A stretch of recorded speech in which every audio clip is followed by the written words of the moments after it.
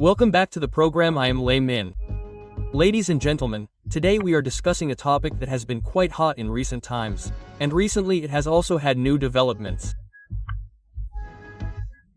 That is the Russia-Ukraine war, Putin's promise on arms control, and where this Ukraine war will go with such promises and with the current battlefield situation.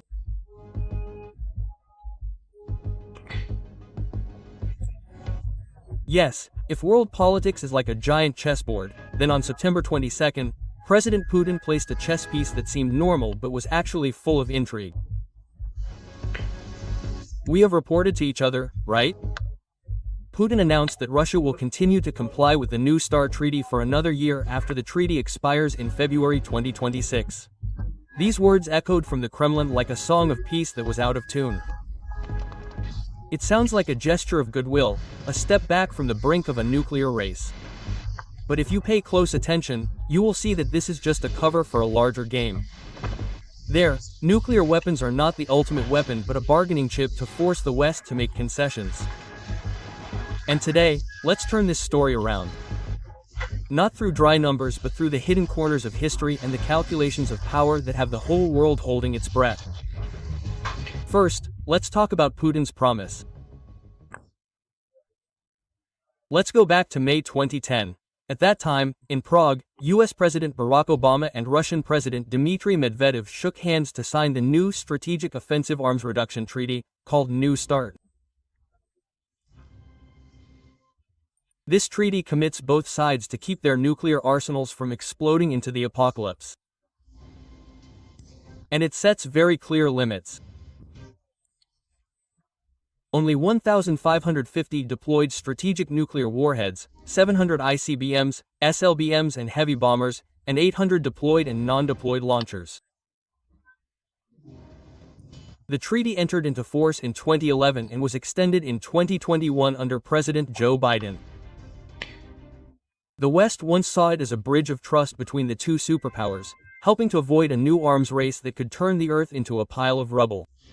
But then in 2023, Russia suspended its participation in New ST, claiming that the US was developing new nuclear weapons. A seemingly reasonable accusation, but in reality, Russia itself violated the treaty by refusing to exchange data, blocking US inspectors, and developing the 9M729 missile.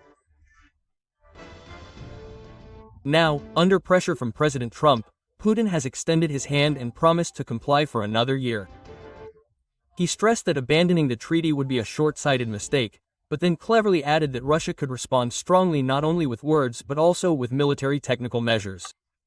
These words are not empty words, ladies and gentlemen. They are like a sword of Damocles hanging over the world, forcing the West into a position of weakness. In the context of global tension, this statement is no longer a diplomatic story but a reminder that nuclear weapons are still Putin's trump card, a tool to manipulate the common fear of humanity and make people wonder whether this is a real step back or just a move to go further.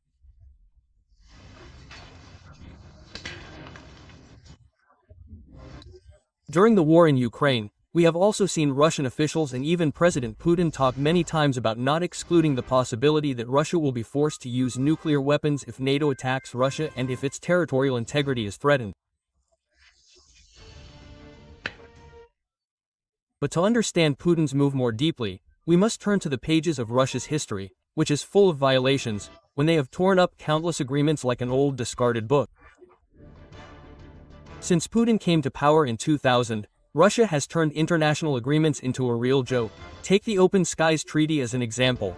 This treaty, signed in 1992 and coming into force in 2002, allows unarmed surveillance flights over the territories of member states to increase military transparency.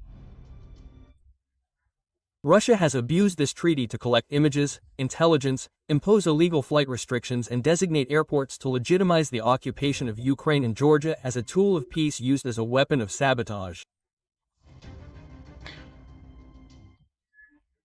Next is the CFE Treaty, signed in 1990 in Paris between NATO and the Viseva bloc, which limited the deployment of heavy military equipment in Europe to prevent major conflicts.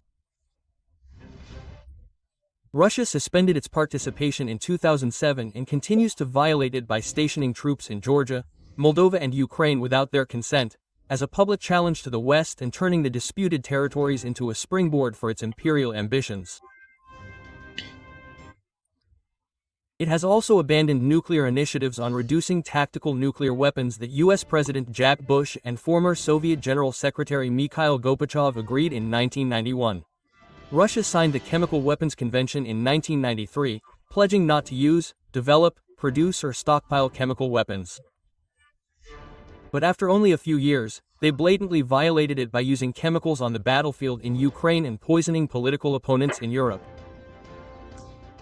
With the New START treaty, Russia also refused to exchange data on ICBM positions and prevented U.S. inspection missions. They joined the Intermediate Range Nuclear Forces (INF) treaty in 1987. They pledged not to have intermediate-range nuclear missiles launched from the ground, but then Russia violated it when they developed the 9M729 missile. Now they continue to use the Orezhnik missile with a range prohibited by the INF to attack Crimea in November 2024. We see that the above violations are not negligence but intentional, not accidental but a very carefully planned move, like a thief calling for a thief. Putin repeatedly blames the West for weakening arms cooperation between Russia and the US. But in reality, it is Russia that has broken the agreement time and time again, turning treaties into empty words and making trust a luxury in this era. Do you wonder why Putin chose this moment to make the announcement? Think about the context. On May 15, President Trump and Putin met in Alaska. Although the meeting did not produce any concrete results, it was enough for the Kremlin to smell the opportunity. On May 4, Russia announced its withdrawal from the INF as a way to force the Trump administration to participate in arms control negotiations, a strategy that is like throwing a stone to test the waters, testing whether the other side will make concessions or not, turning the negotiating table into a stage for political drama. On May 22, Putin proposed resuming the New START treaty, paving the way for normalizing Russia-US relations and, more importantly, gaining concessions from the US to continue the war in Ukraine. So, concessions or confrontation? This is where the geopolitical chessboard becomes dramatic. Putin suggests that if the US implements his START initiative combined with efforts to normalize bilateral relations, it will create a favorable atmosphere for substantive dialogue. Thus, a clever trap has been laid like a spider web. Moscow dangles the negotiating carrot to achieve maximum demands in Ukraine, while at the same time distracting public opinion from Russia's responsibility for the lack of progress in peace negotiations. Putin is like a skilled chess player, moving the nuclear pawn to deceive his opponent, but behind it is desperation. That is, Russia needs time to consolidate its position, avoid isolation, and he's playing the lone hero to cover up its weakness. Yes, ladies and gentlemen, while the Kremlin is still calculating lofty plans, on the other side of the border, the battlefield in Ukraine is a fierce tug-of-war. Stop in Kone, where Russian drones have turned the skies into a nightmare of death, like birds of prey that know no mercy. According to a UN report on the 22nd of May, civilian casualties from Russian drone attacks increased by 40% compared to 2024. This is just a cold number, but behind it are countless broken lives, countless families torn apart like fragile pieces of paper before a storm. Eric M., chairman of the Independent International Commission of Inquiry on Ukraine, said that since July last year, Russian soldiers have targeted civilians in the Kherson, Dnipro, Petrovsk and Mykolaiv regions, indiscriminately attacking people walking, driving or simply in their homes. The Russians also used a ruthless double strike tactic against Ukrainian rescue workers. A double strike means that after the first drone strikes, another drone will target the target like a predator waiting for the victim to be at its weakest. These actions are not only a violation of international law but also considered crimes against humanity. A policy of spreading terror turns every day in Ukraine into a game of life and death. Scenes like this have become familiar. While people are walking on the street, suddenly a sharp buzzing sound rings through the air like a death call from the sky. Russian drones drop an unidentified explosive device believed to be a Lepstop PFM-1 anti-personnel mine that destroys houses or kills innocent civilians. On 22nd, Ukrainian TV station Sween released a film showing the scene of devastation after Russia dropped 10 cab bombs on the city of Zaporizhzhia, causing dozens of high-rise buildings and shops to be severely damaged. People have to live in constant fear. Every little noise in the sky can be a sign of death. In Borova, an FPV crashed into a civilian car, injuring innocent civilians. The scene was like an action movie where an invisible enemy suddenly attacked, leaving the victim no chance to escape. On a central street in Niazin, Geni province, a car driver filmed the scene of explosives dropped from an unmanned aircraft on a residential area. Fortunately, no pedestrians were hit. In Kupiansk, an old man riding a bicycle was suddenly shot down by Russian fire. Blood stained the street. These incidents are not numbers in reports, but real, heartbreaking stories of broken lives, interrupted dreams and indescribable pain.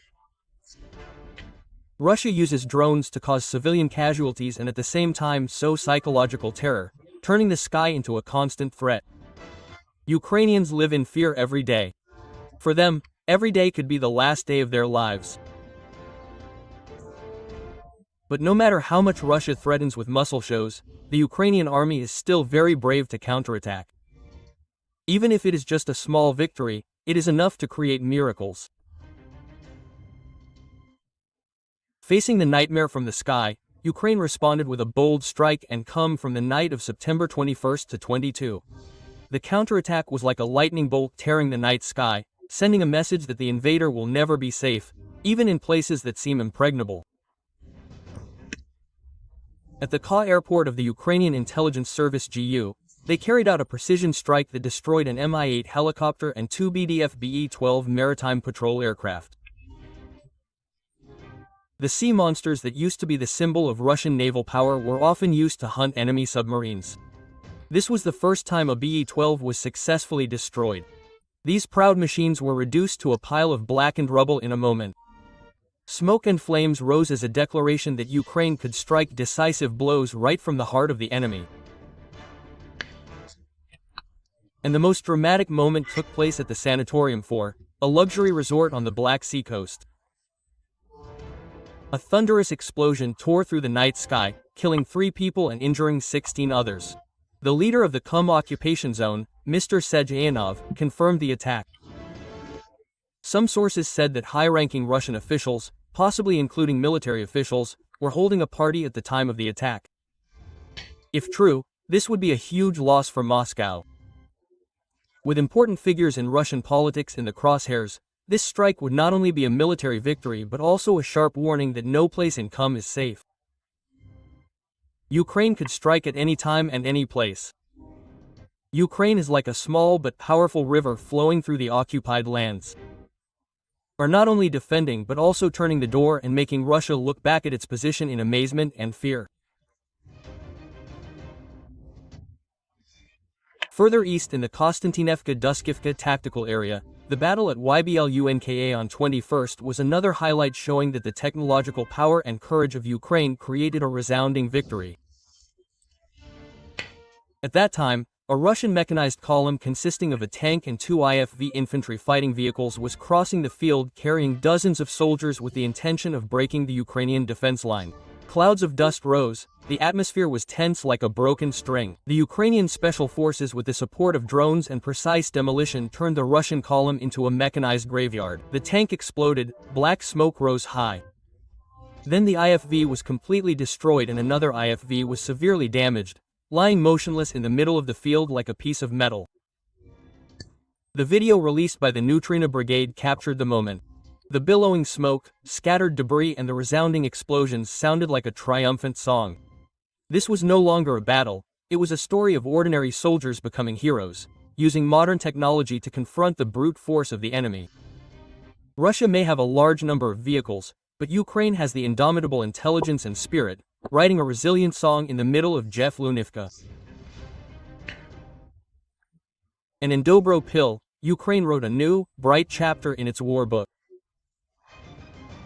The commander-in-chief of the Ukrainian army, General Alexander Sisky, reported on 22nd that Ukrainian forces entered the northeastern November area of the Sokov tactical area, liberated 1.3 square kilometers and cleared 2.1 square kilometers, advancing 2.5 kilometers in different directions. These numbers may be just dry data on paper, but behind them is the story of brave soldiers, the prize-winning young men who broke the Russian siege to regain precious meters of land. They move through minefields under fierce enemy fire like tightrope walkers between life and death.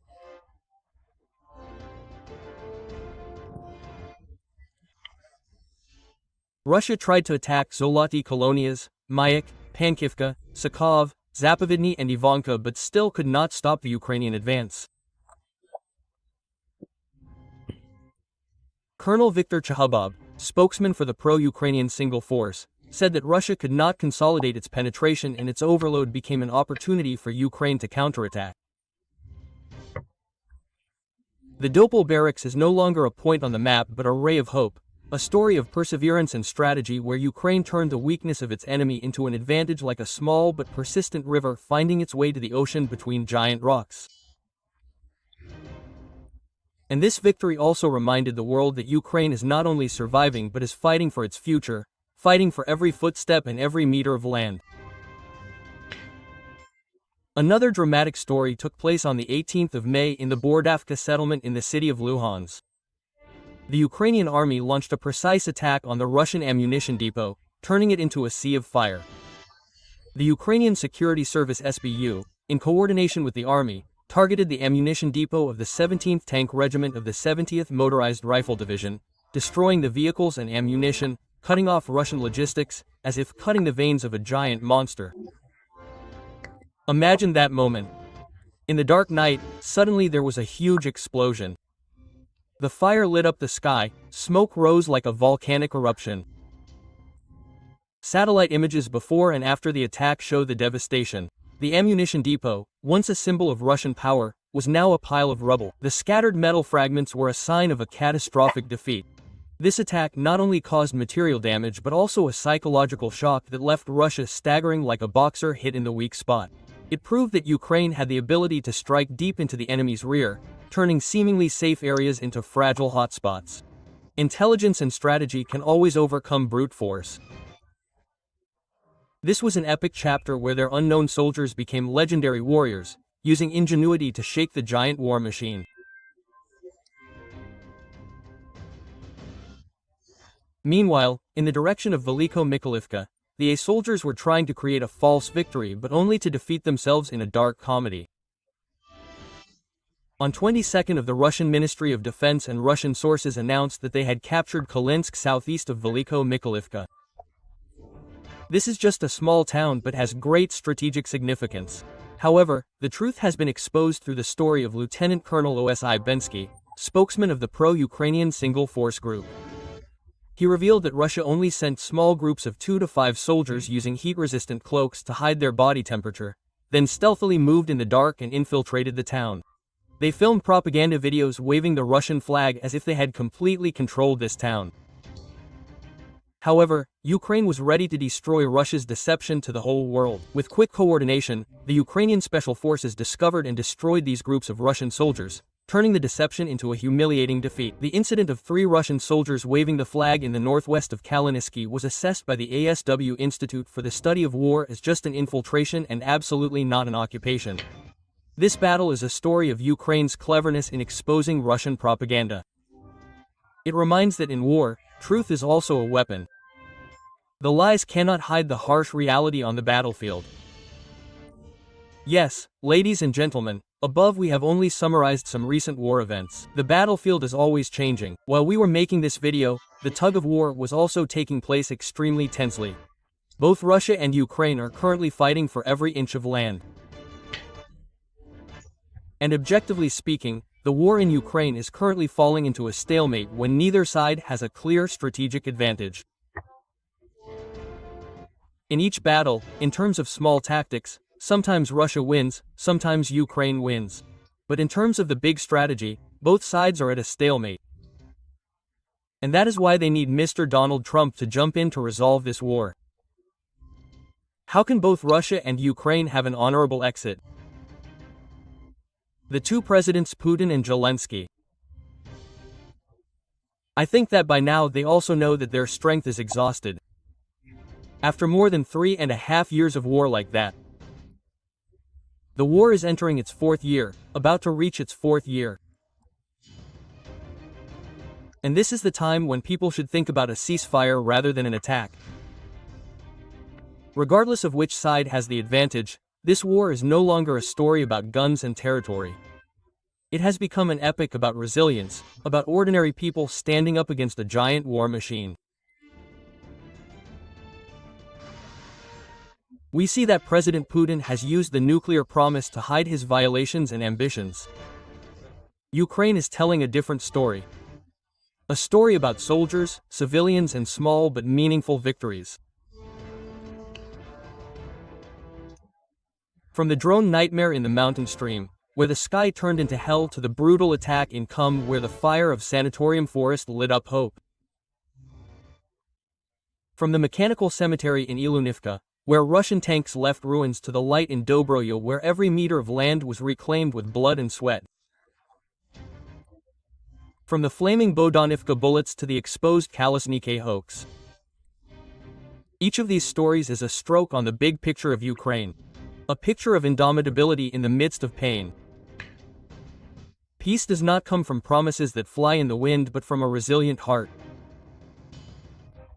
Amidst the ocean of bullets and pain, Ukraine has turned tragedy into legend and reminded the world that hope never dies even in the darkest hours.